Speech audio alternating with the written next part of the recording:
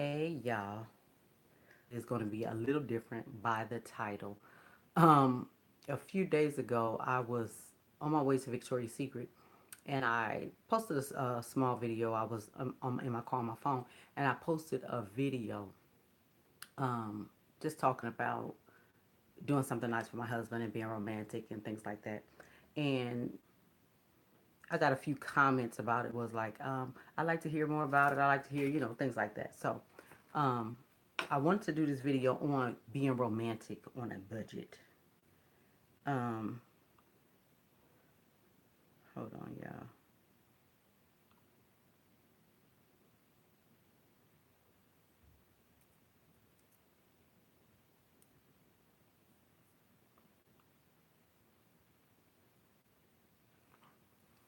Being romantic on a budget. There, especially for women, it's very easy for us to be romantic on a budget. And as I said in the video Tuesday or Wednesday, whatever, when I was in Victoria's Secret, they were having a sale, and I was going to buy some, nice little pieces or whatever. But to lay out a nice evening on a budget, you could like get a tray of fruit, lay it out, um, set the mood, light your candles, a nice little evening on a budget. And I had pulled out some of my little, some of my little things, um, to let you guys see some of the cute little games you can play. You can go to like an adult store. I'm sorry, one second. Um, an adult store and get cute little games. Like if I drop this thing one more time, I'll tell you the truth.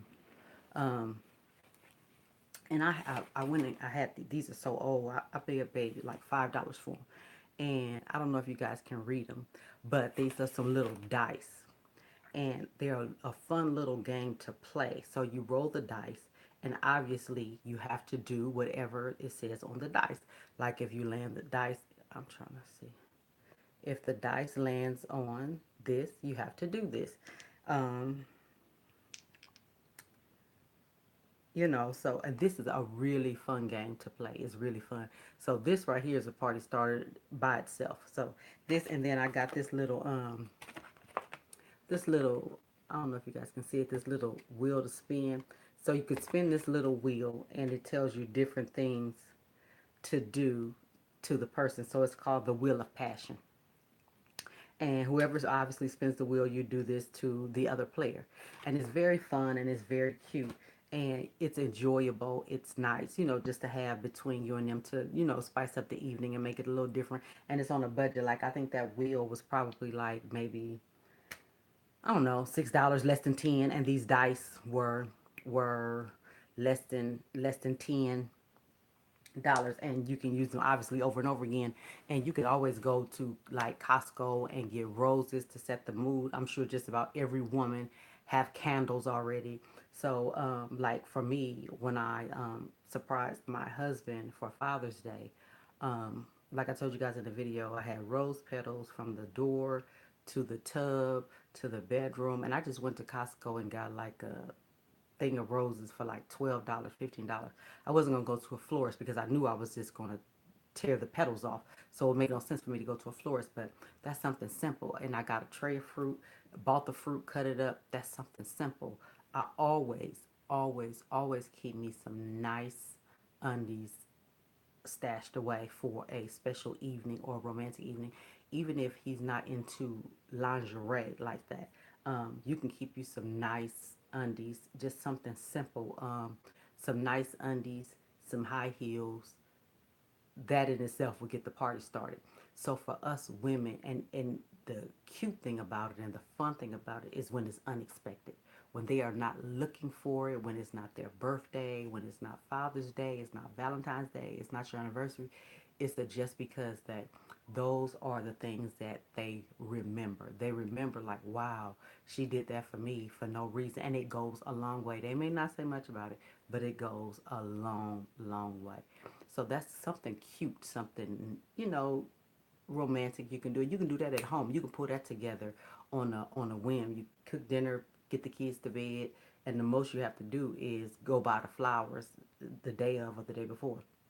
And that's something you could pull together right quick and have a nice evening. That's something you can do uh, practically any night of the week to, just kind of set the mood. Is always good to reconnect, especially when you are married and you have the hustle and bustle of life.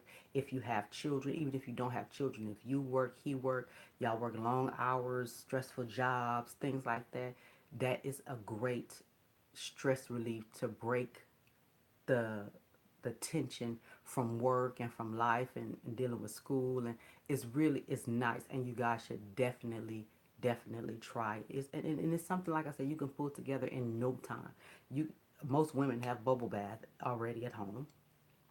Draw a bubble bath.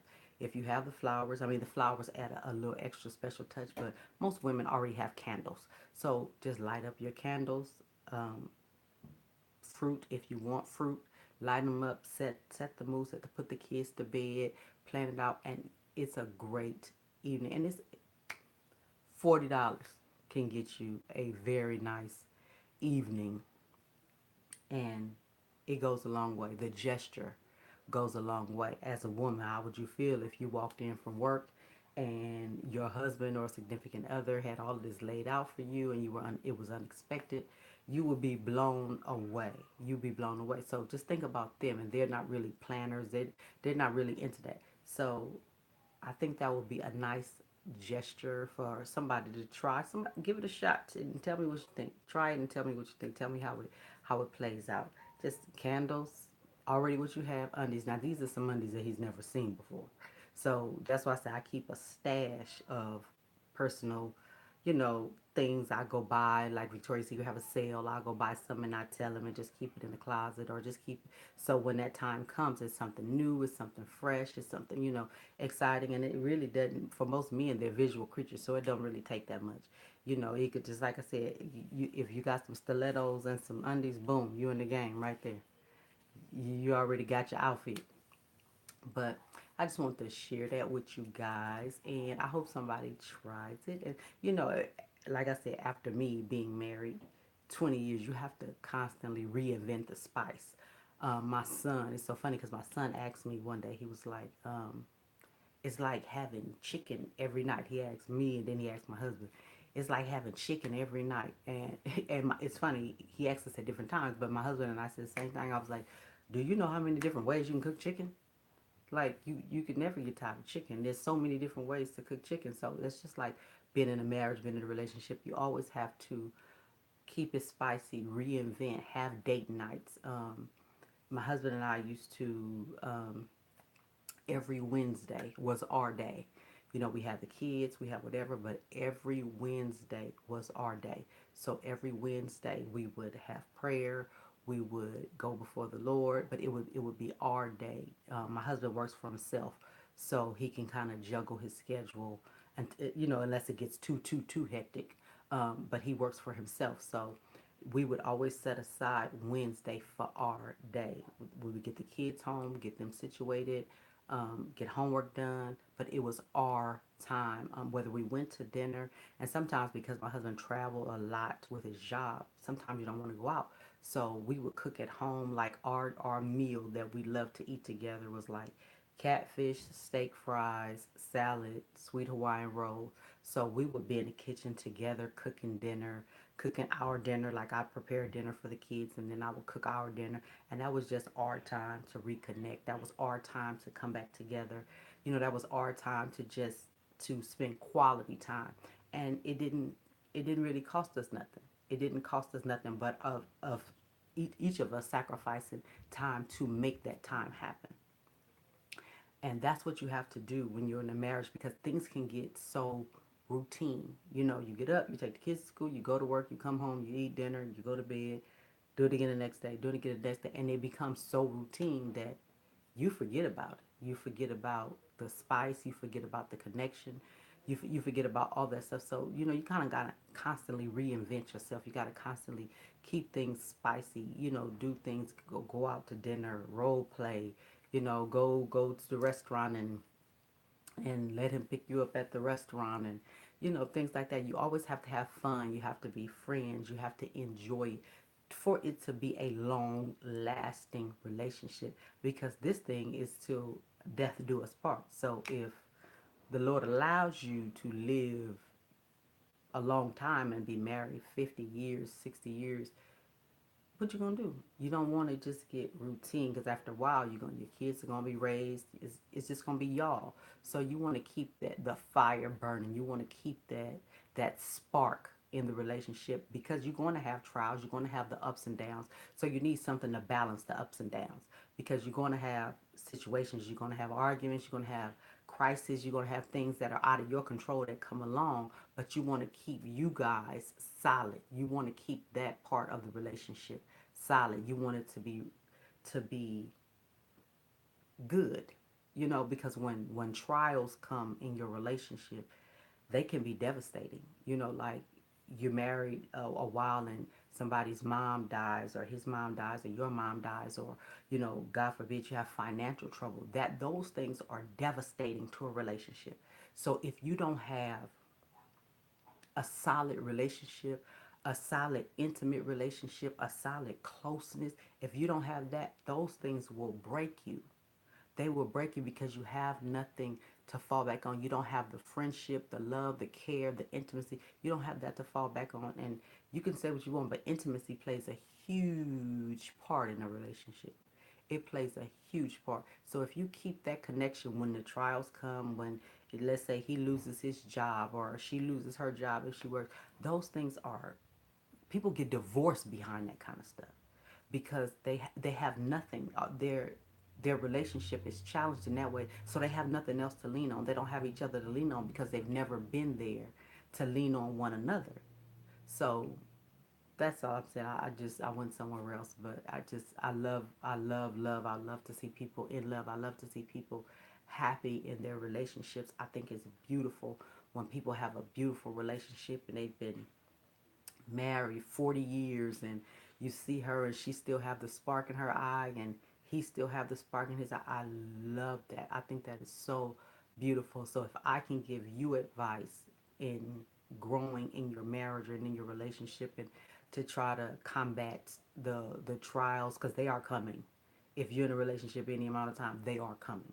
So to kind of combat the trials and things I've learned from, like I said, from trial and error is just my passion to enlighten young ladies who didn't get to know these things, who people get divorced because they think they're the only ones going through something. And every relationship goes through something.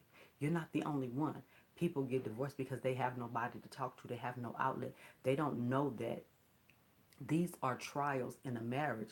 As your marriage grows, the trials, the stages, the things, those things grow. So if you don't know that, if you haven't had a chance to talk to somebody, maybe your mom died young, you didn't have family, whatever, you don't know those things, then you think your marriage is doomed. I mean, I hear people get divorced for the pettiest stuff. And when I talk to young ladies and I tell them, when they tell me like, I'm ready to leave or I'm done, I'm this, I'm that, I'm like, so, sweetheart, those are relationship trials. That's what comes along in a relationship. There are going to be bad days. You're gonna have bad days, he gonna have bad days. You're gonna have children, they're gonna get on your nerves, it's gonna trickle over into this, into that comes along with relationships. But if you've never been taught that, you don't know that. You take it personal, you think it's you. He comes home, he has a bad day, he kind of snappy. That's the trials of a relationship. It happens to everybody, not just you. It happens to everybody. So I'm just passionate about sharing that because I hate to see people's marriages end. That it does something to my heart. I hate it to see people marriage end over, especially over stuff that can be resolved. I'm a firm believer in if it can be fixed, if both parties want to fix it, work on it. I'm a firm believer in that. I'm a firm believer in if it's repairable, repair it. If you can get over it, if both parties are willing to work it out, work it out. I'm a firm believer in that because I hate to see people just throw it all away. And it's like nowadays, people get married and divorced in 15 minutes. The first argument, they ready to file divorce. I'm leaving, I'm this. What happened to the 30-year, 40-year relationships? What happened to those? What happened to the women, and they are few and far between now, who would sit down with young ladies and say, listen, baby, this is how this goes. Don't let this shake you. I mean, I've seen women, and I take my hat off to them, and I'm not saying I ever want to be one of these women, but I've seen women who knew their husbands cheated. It was like, baby, look, that ain't nothing. That ain't, not that they wanted it, but they knew how to handle it, and it didn't shake them. It didn't shake their position. And a lot of us women, you need to know how to deal with certain things. I'm not saying I know how to deal with everything because there's levels in my relationship, trials that I haven't met yet. But I'm saying the trials that I have met, I am willing to share them with you for you to know that you're not alone. You're not in this by yourself. Every woman goes through something in their relationship. Every relationship goes through something. Every man goes through something in their relationship. So you're not alone. You need to get around people or get with people who are like-minded, who who want relationships, who wants the best for your relationship as well as their own. You can't go to your single friends and get married advice. That's not gonna work. There's not too many single friends who can give a married person advice because I don't care how long you've been going together, how long you've been dating. It's a difference when you take those vows. It's completely different. It's a game change. The game has changed then. So you can't go to your single friend and get advice in your marriage. Now, if both of y'all are dating somebody, that's different. But a marriage is something altogether different. But I just wanted to encourage you guys. I just wanted to let you guys know that if you guys enjoy these kind of videos, I will do more because we need to keep our families together. I'm a strong believer in families. If you don't already know that, I'm a strong believer in families. I love my family and I love the fact that we are together. I love the fact that I tell my kids and my husband tells my kids all the time, look around because it's all you got right here. This is it right here. This is all you got. So love this right here. But I just want to share that with you guys. I hope you guys have a good evening, and I will talk to you in the next